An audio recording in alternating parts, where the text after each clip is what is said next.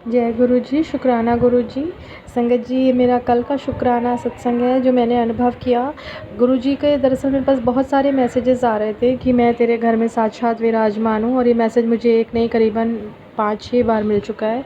तो मैंने जब गुरु जी के स्वरूप को ध्यान से देखा, और कल कुछ मैं उनसे अपनी अरदास कर रही थी, तो मतलब बहुत ही मैं उनसे अटैच्ड हूँ। तो मुझे लगता है जब मैं उनके सामने जाकर खड़ी होती हूँ कि वो मुझे सुन रहे हैं। तो जब मैंने अरदास करी तो उसके बाद अचानक से मुझे उनके स्वरूप में जो मेरे यहाँ स्वरूप है उसमें 3 उँगलियाँ उनकी, मतलब एक हाथ का पंजा जैसा निकला हुआ दिखाई दिया, और जिसमें कि उनकी तीनों उँगलियाँ, मुझे 3 उँगलियाँ एकदम साफ़ दिखाई दी।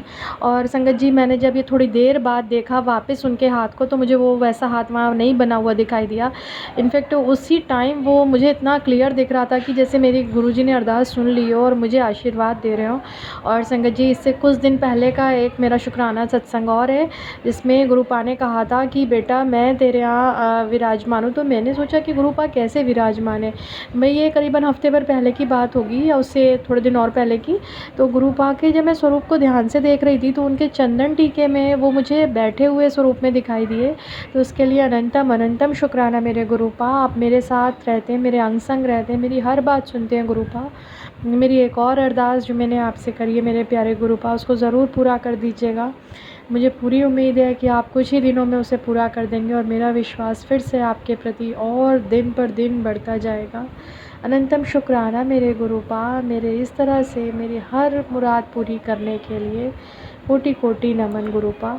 और संगत जी, देखिए ना कि हम लोग अगर गुरुपा की आज्ञा को नहीं मानते हैं तो गुरुपा हमें लगातार मैसेजेस भेजते हैं। गुरुपा मुझे बहुत दिनों से मैसेज भेज रहे हैं कि तेरे घर में कुछ खंडित मूर्तियाँ हैं, उनको हटा। तो संगत जी, मैं अभी नहीं हटा पाई थी, मेरा हिम्मत ही अंदर से नहीं हो रही।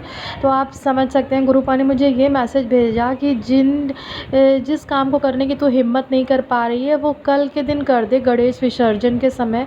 तो संगत जी, मुझे गुरुपा ने इतना आदेश दिया है तो मैं ज़रूर ही कल विसर्जित कर दूँगी। और बहुत बहुत शुक्राना गुरुपा, अनंतम शुक्राना कि आप हमें इस तरह गाइड करते हैं। क्योंकि मेरे मतलब मन में बहुत दिनों से डाउट था कि मैं कैसे ही अपने गणेश जी की मूर्ति को विसर्जित करूं। वो थोड़ा सा एक जगह पर छेद है उसमें, शायद मैं जब से लाई हूँ वो तभी से है। तो गुरुपा ने कहा कि उसी से निगेटिव एनर्जी तेरे घर में आ रही है, तो तू उसे विसर्जित कर। और संगत जी, मैं सोच रही हूँ कि मैं अकेले गणेश जी की मूर्ति कैसे विसर्जित करूँ। तो उन्होंने मुझे ये भी मैसेज दिया कि लक्ष्मी माँ की मूर्ति भी साथ में विसर्जित कर दे।